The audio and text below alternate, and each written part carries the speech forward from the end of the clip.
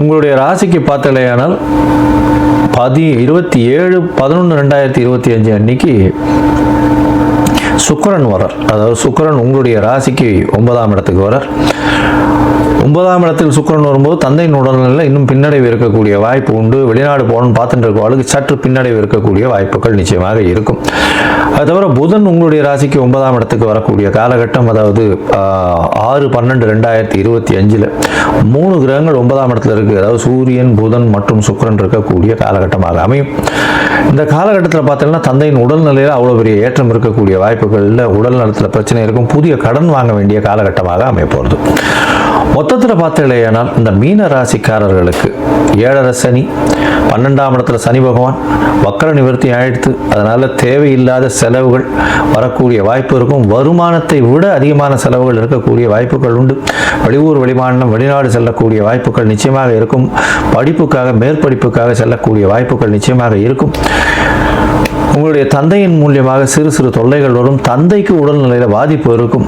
உங்களுடைய தாயின் உடல்நிலையில் பாதிப்பு இருக்கக்கூடிய வாய்ப்புகள் இருக்கும். தீர்க்கமான முடிவுகள் எடுக்க முடியாத நிலைமை இருக்கக்கூடிய வாய்ப்புகள் இருக்கும். குழந்தை பிராப்தி ஏற்படக்கூடிய பாக்கியம் உண்டு. உங்களுடைய தொழிலில் அபிவிருத்தி இருக்கக்கூடிய வாய்ப்புகள் இருக்கும். 9ஆம் இடத்தில் இருக்கக்கூடிய சூரியன் நல்ல ஒரு ஏற்றத்தை கொடுப்பார். தந்தையின் மூலியமாக சொத்துக்கள் சேரக்கூடிய காலகட்டமாக அமைய போகிறது. அதோடு பார்த்தீங்களேயானால் எல்லா விதமான மறைந்த பொருட்கள் எல்லாமே வரும். அரசாங்கத்தின் மூலியமாக நல்ல அனுகூலமான செய்தி வரும். அரசாங்கத்தில் வேலை செய்கிறவங்களுக்கு மாறுதல் வரக்கூடிய வாய்ப்புகள் நிச்சயமாக இருக்கும்.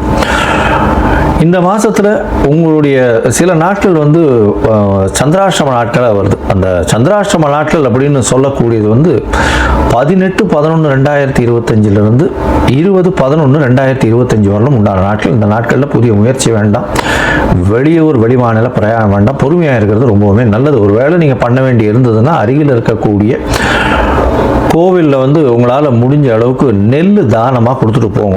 அது சந்திராஷ்டமத்தின் தாக்கத்தை நிச்சயமாக குறைக்கும்.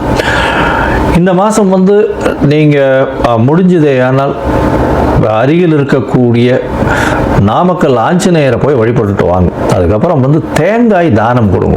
ஒவ்வொரு வியாழக்கிழமையும் தேங்காய் தானம் கொடுத்துன்னு வாங்க. ஒரு தேங்காயாவது தானம் கொடுங்க இந்த மீனராசிக்காரர்கள். அது பண்ணுறதன் மூலியமாக உங்களுடைய வாழ்வில் மிகப்பெரிய மாறுதல்கள் நிச்சயமாக வரும்.